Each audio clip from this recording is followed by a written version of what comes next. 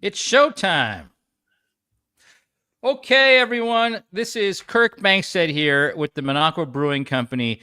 We are streaming on Facebook, Substack, Twitch, even, and YouTube. And I've got a friend of mine, retired Army Colonel George Mason, who we're doing a special thing today because he's come up with an idea that it's just so important right now, and I'm going to back fully from now until the election to make sure that we do have elections. But I wanted to introduce you and let everybody know what you've been doing the last couple of weeks. Because we've been working together to get some folks some aid, and then let's go into this idea about how to save our elections. Hey, Kirk. Thanks, man. It has been a frantic month between Chicago initially and then shifting our efforts up to the Twin Cities. In our last podcast, we talked about what the future might look like. Yep. And the fact that the regressive regime might try to do something with the midterms, try to suppress votes, things of that nature. When Renee and I were up in Minneapolis, dropping off stuff and talking to the people in the local impacted areas, we met a couple, and the wife said, "I watched your podcast because." We dropped off some stuff at this brewery, which could give you some competition. At any rate, she said, "Oh, you're that guy." So I guess I'm a guy now. At any rate, she said that scared the shit out of me, and I said, "Yeah, and it should." So we touched briefly on that. I want to go into that a little more detail today. But I want to give a quick update on what's going on in Minneapolis. So you everybody heard Tom Homan say we're going to draw down 700 agents. The normal allocation of CBP ICE agents in Minneapolis is 100. There were over 3,000. So 700, leaves us with 2,300 left. But in all indications that I'm getting from the people on the ground up there and the contacts I've made, they haven't really left. They're just dispersed out into the suburbs, and we're starting to see some activity in western Wisconsin, Hudson, Eau Claire, and Tom Homan today announced, hey, we're going to be drawing down further. I think there are indications that Milwaukee might be next. Mm-hmm. So whatever happens in the Twin Cities, that drawdown, those CBP agents are not going back to a physical land border. And those ICE agents are not going, to be dispersed throughout the nation. They are going to continue these tactics. And they are learning how to counter our tactics, using swarm intelligence, signal chat, other means to notify people in the local area what's going on. So this is going to continue. So we can't say that we won in the Twin Cities because we didn't. Yeah. It's just shifting elsewhere. Got it. Okay. So let's talk about when you said what did we talk about a couple weeks ago that scared people? We talked about what might, it's obvious that Trump is laying the groundwork to mess with our elections in November. He said, Carolyn Levitt came and said, well, we're doing so well, or she said he joked when he was saying we're doing so well. Why do we need to have midterm elections? And then they obviously sent the FBI to Fulton County, which is a huge center of Democratic votes in Georgia, and they raided that that polling place only so they could probably trump up some BS excuse that somehow the election, there was some corruption in the election. So it's obvious they're building to try to either take away elections from us entirely or harass Democrats or harass voters so much that that turnout is just a disaster. So talk to us about what what you're feeling in terms of a strategy that they're going to try on us. Okay, so I want to lay out a little background first. Okay. So I want everyone who's watching this to take a look at the behavior of this regressive Republican Party, politicians, administration, media.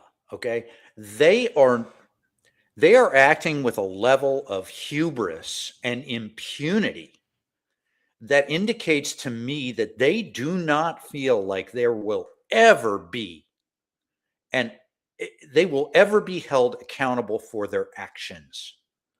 Uh, The lies, you watch Pam Bondi, you watch Kristi Noem, the president, Steve Miller, any of them, it doesn't matter who. And then you watch these talking heads on Fox who are regurgitating all this stuff, and OANN and the right side of your AM dial.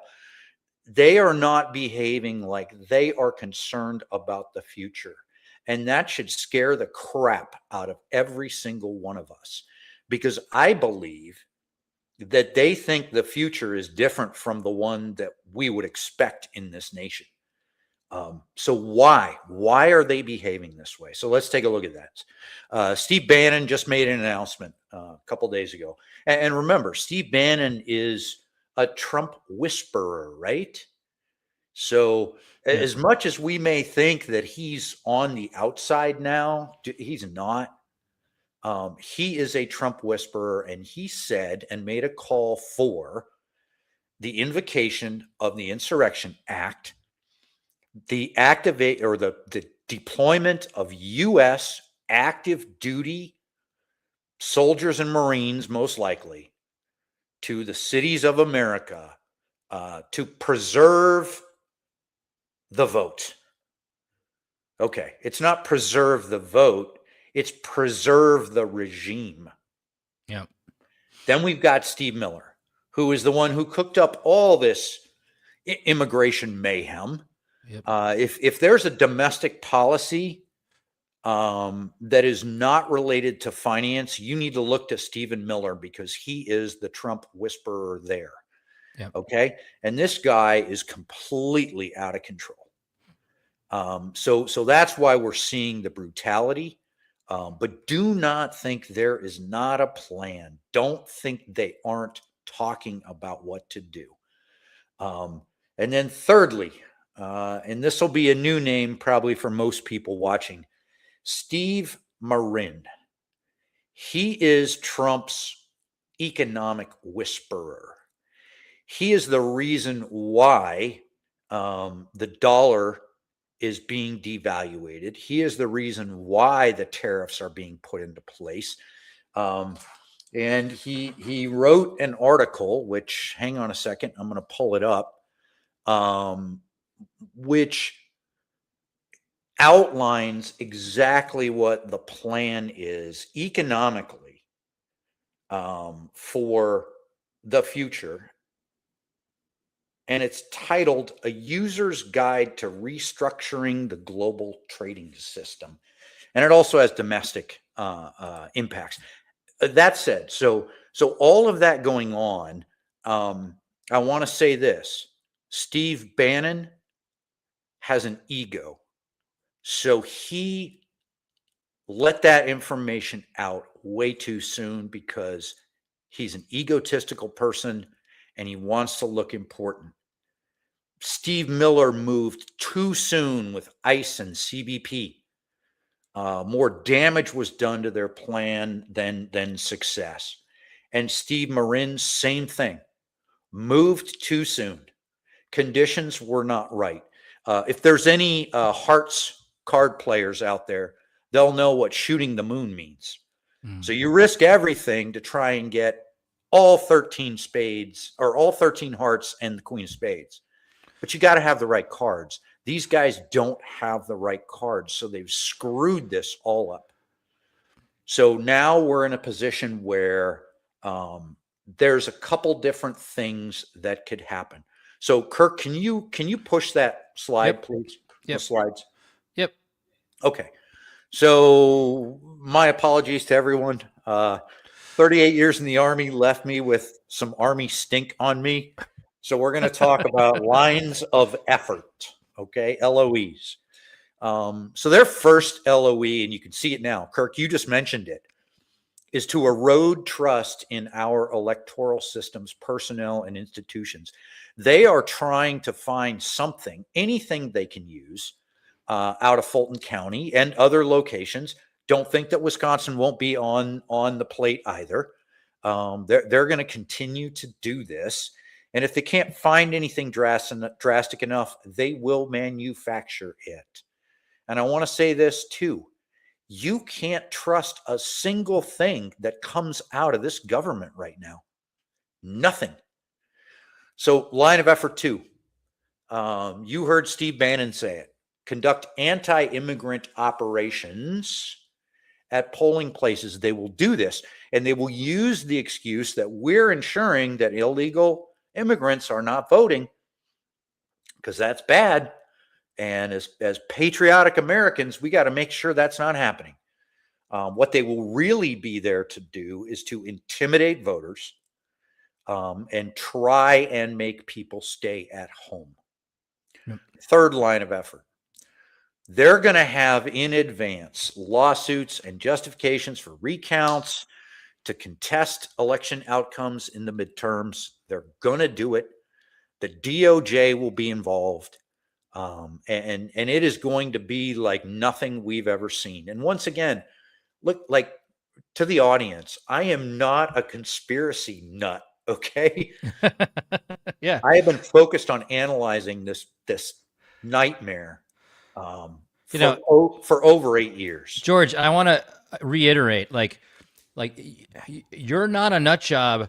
I have said some inflammatory things, but I don't think I'm a nut job. And I just talked to Kazim Rashid, who's been saying all this stuff, all this stuff about are we going to have free and fair elections? I mean, he's a lawyer. He's a lawyer. He went to law school.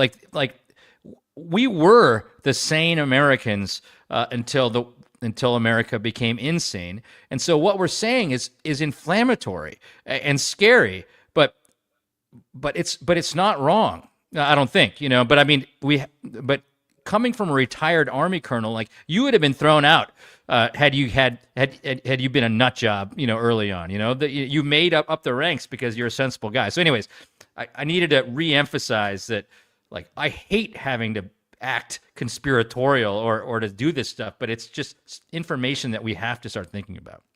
So the messages that this regime downplays, once they're stated, those are the messages that matter. Those are the things that you need to listen to, because they'll walk them back really fast because it was a mistake in letting it out.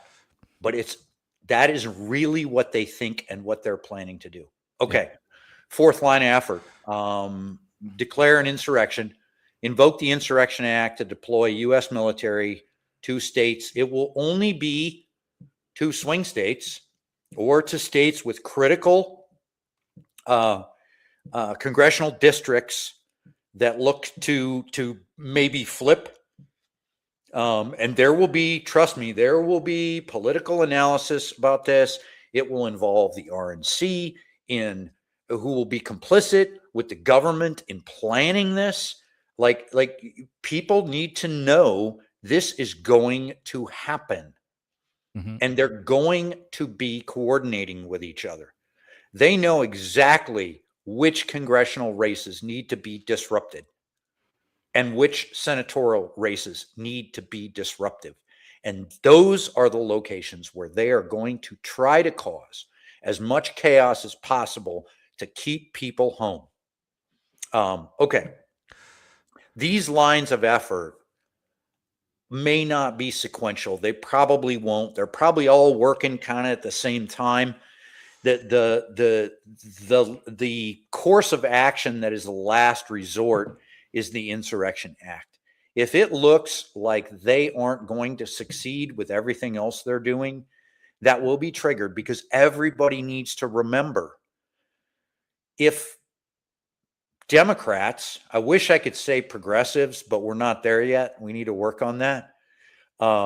If Democrats take the House and the Senate, Trump is effectively a lame duck president for the rest of his term. And coming out of that term, he still has charges in the state of New York that the statute of limitations has not run out on, i.e., when Trump leaves the presidency, if there is not a Republican president behind him, he's going to jail. Yeah. And he knows that. He's also going to jail for a raft of other crap that's being done right now, the corruption, Yeah. money going to offshore, all that stuff. So that's the last resort, is the Insurrection Act. I need to say this. Regressive Republican politicians at the national, state, county, and city level will be complicit. They will be. So if we think that somehow or another we're just going to muddle through this, it's not going to happen. Yep. Judges who are regressive Republicans and regressive media will be complicit. They will spread the message. They will light up the internet in anything that they find or can make a claim about. October surprise. There will be an October surprise. I guarantee it. Yep. I'm buying beer at the tap house if there isn't, for whoever shows up. Yep. But there will be a surprise. So what do we do about this? How do we fight this? And Kirk, you know me, I have been focused on this since friggin' 2016. Yeah. Trying to figure out how all this works, who is aligned with who, what the end game is, what is the end state. Okay. So how do we counter this? So we have to come up with an organization to counter this regressive effort. That organization has to be at the grassroots level. Yep. It needs to be the biggest tent we can put up. Yep. Anyone and everyone who is concerned about the Constitution and their constitutional rights and their rights under U.S. code and their state constitution and their rights under their state's code, Yep. they need to be involved. Yep. We need to organize, train, and equip volunteers so that we can make sure that our response to this effort that is occurring and will occur, the closer it's going to amplify, the closer we get to the midterms, that our response is effective, ethical, and moral. Yep. So I think you and I have talked about this. We need to start with Wisconsin. We've got roots here. We can build this thing. We have a following. Yep. But I think it's also going to be relatively easy to spread this effort to Minnesota, Michigan, Illinois, and potentially other states. I'm talking with another retired colonel in Iowa who's interested. That may be a little bit much of a push right now based on their politics, but yeah. So how do we do this? We create a volunteer-based organization of poll watcher teams. And the nice thing about Wisconsin is we can do this for the April 7th elections. Okay. So we can start building this organization. And I got to stress to people, November for some people might seem like like that's way out there, right? Yeah. It's literally tomorrow. Yeah. We have got to figure out how to safeguard our elections in our state. Yep. So, how do we get these people trained? Initially, right now, so we're building the organization. I'll talk about how we're doing that in a second. But in the meantime, I need everybody from Wisconsin who's watching this, or everybody who their friend shares it with. I need you to go to the Democratic Party of Wisconsin, and I need you to sign up for their poll worker training. Okay. So there's a link here. Kirk, Yeah, hold on. Wait, let me go back. I'm not going to try to pull it up, but Oh at yeah, any rate, hold on. um, I'll while you're talking, I'll go to an email that you sent this to me, and I can link it in the chat perfect, with for people. perfect. Yeah, that'd be great. Yep. So we need to be trained by an organization that is currently accepted by the polling places in the state of Wisconsin, and this is the easiest way to do this quickly. And I'm looking at April if we can get enough people. That's kind of the test for this, right?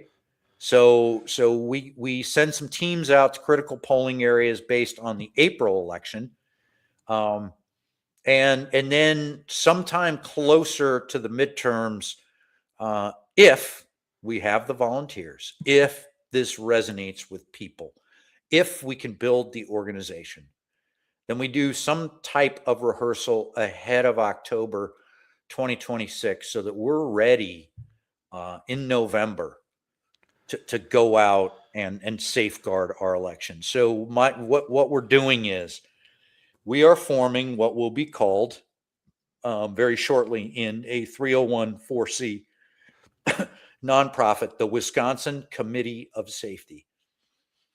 And for those of you who are Revolutionary War buffs, you will recognize the name Committee of Safety. And I think that as it was apt and applied to 1775, it perfectly applies to 2026. That same approach of organizing against a tyrannical government that is not representing the majority of people. So there's a mission statement there. People can read it, but the bottom line is this: we are going to focus on the Constitution of the state of Wisconsin, its voting laws, statutes, and annotations. And our goal is to preserve state sovereignty and the rights of the citizens of Wisconsin during that election and beyond. So, key tasks. What do we have to do to get there? Kirk, you and I have already talked about this. Yep. We got to get a 301(c)(4) nonprofit stood up. I hope to have that done within the next 2 weeks. Yep. We need to establish a website for volunteers. We got to do this fast. Yep. We need to figure out how to organize state and county staff to facilitate that organization, training, and equipping, and then figure out some funding mechanisms to do this. And so I want to touch on a couple things here. This is modeled on the 1776 Committee of Correspondence, Inspection, and Safety in the province of Massachusetts Bay. That's where our current nation started. Yep. And it's a perfect model for us right now. Yep. There's a description of what a 501(c)(4) is. I'm sorry, I said 301 earlier. It's 501. That category promotes social welfare or the common good and general welfare of the community. That's what we are going to be all about. Yep. We need to get this up and running no later than 16 March. That is only 230 days from the midterms. Yep. We need to do a concept test on 7 April. And that's 22 days prior to that. So establish state staff, county leads, volunteers, and Kirk, your point all along as we've been discussing this has been we need to figure out what the key districts are. Yeah. And we have the political connections in our super PAC to get those, but it's obviously going to be the 3rd congressional district of Wisconsin because that is the swingiest of our congressional districts, which is Eau Claire. Like all the people who live there who are Democrats, where ICE is going to go is going to be La Crosse, Eau Claire, and Stevens Point. Yep. The 1st congressional district is like Waukesha, Janesville, or Beloit, and that's Brian Stile. He's a little dangerous, but not terribly dangerous. But in terms of statewide elections, like the governor's race, obviously Milwaukee and Madison are the huge juggernauts for Democrats, and so you can expect ICE to be in Milwaukee to suppress turnout in Milwaukee and Madison. So that's just Wisconsin. there are swing congressional district races throughout other Midwestern states as well, especially Michigan is one of the swingiest as well. So, like, what you're planning, is easily replicable. But you got to follow state. The federal government's, they're the enemy at the moment. So the state laws are the ones, and the state constitution are the ones that we got to follow. So, that being said, Kirk, talking about other states. So this Sunday, I'm meeting with a group of veterans who have formed an organization called For the Common Defense, and I will be coordinating with them as well, in hopes that we can get kind of this Midwest cluster of organized states who are prepared for the November 7th election, and can potentially counter, or at the very least record and make available to media what the real story is, rather than something spun by media. Yeah. So that's kind of our goal. So I'm putting this out. Okay, so this is the email for the Wisconsin Committee of Safety. I need to ask this group for a volunteer now. I need somebody who is wicked smart, in terms of setting up web pages, dealing with media, setting up a system whereby we can have people volunteer online. Yeah. Setting up a system whereby people can donate online. Yeah. So somebody listening, and I know you're out there, and I'm going to tell you this. On November 26, 1982, I looked myself in the mirror and I said, if not you, then who else? And that's when my service started. So I'm looking at you right now. I'm looking at you. I can see you through the camera. And if not you, then who else? Yeah. Okay. I need your help. We need your help. So please, somebody who can do websites and do all of that stuff. I'm a retired infantry and air defense artillery officer. I know how to blow shit up. So I need your help desperately. So George, I'm behind you, hook, line, and sinker. And so what the Monaco Brewing Company will add to this is some organizational structure. We obviously can't, we're a super PAC, you're a C4, we're separated. And it's good that we're separated because I got a lot of targets on my back, and I want you to run this thing, but I will, do the best I can to help plug this organization into others who care about election protection. I mean, so Wisconsin it's not like nobody's thinking about this. There are nonprofits galore thinking about this stuff. But what George offers is, there's not in the diaspora of progressive activists, seldom do you have, a retired Army colonel who is like upholding the Constitution, for his entire career. That knows how to lead, that knows how to inspire veterans who are also very pissed off about what's going on. Potentially leading an organization where you can have veterans poll watching and trying to create safety. So this, you're doing the perfect thing at the right time. I'm backing you 100%. We'll try to support you. He needs his own folks to get things going, but we're gonna, do the best we can to move swiftly on this. And obviously we're gonna have to raise some money, and luckily I'm pretty damn good at that. So I'm all behind you, George, and I think this is when you came up with this idea, I said, this is what we have to focus on for the next 9 months or however long we have until November. So just for the audience, I go by Mason because Colonel George Mason disappeared in 2021 when he retired. And I just went back to being just plain Mason. So know that. But Kirk, thanks for all of this. Thanks for the visibility. I do want to give a quick update to everybody on Andres, the immigrant who was detained by ICE and his family that so many people supported. So can I have a couple minutes just to do that? For sure. Awesome. So here's the status. In discussion with the immigration attorney and the woman who is caretaking Andres's wife and 13-year-old son.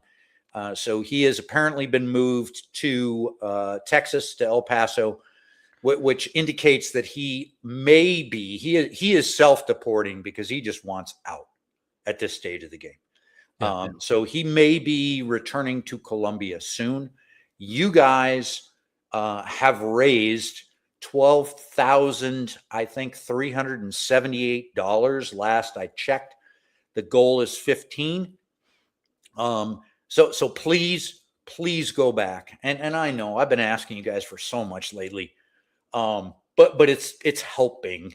And in this instance, it's helping his young wife and their son to get back to Colombia. And here's what's insane. Okay. I want you to understand how crazy this country is right now. We can't allow her to go on the ICE app or to present herself anywhere because they will detain her and her son immediately. So we have to use an underground railroad to get his wife and his son out of this country. And I'm sorry, I'm really hot about this because it is so disgusting. The United States in 2026, we have an underground railroad to get the spouses, significant others, and loved ones of people detained out of the country so they don't wind up in a prison somewhere without medical attention. Yeah. So that's the plan.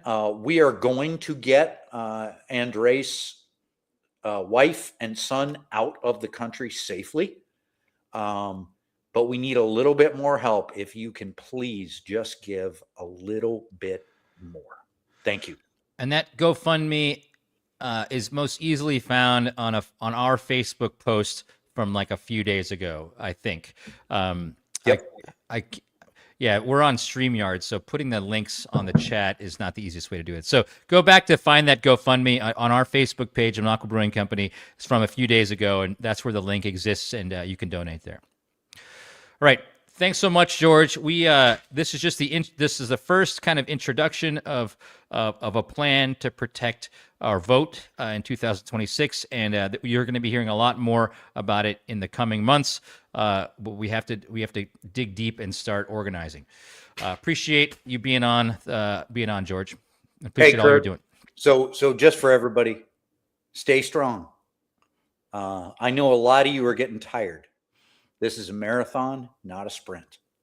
Self-care. Take care of yourselves. Take care of your loved ones. Stay strong. Stay the course. Cheers, brother.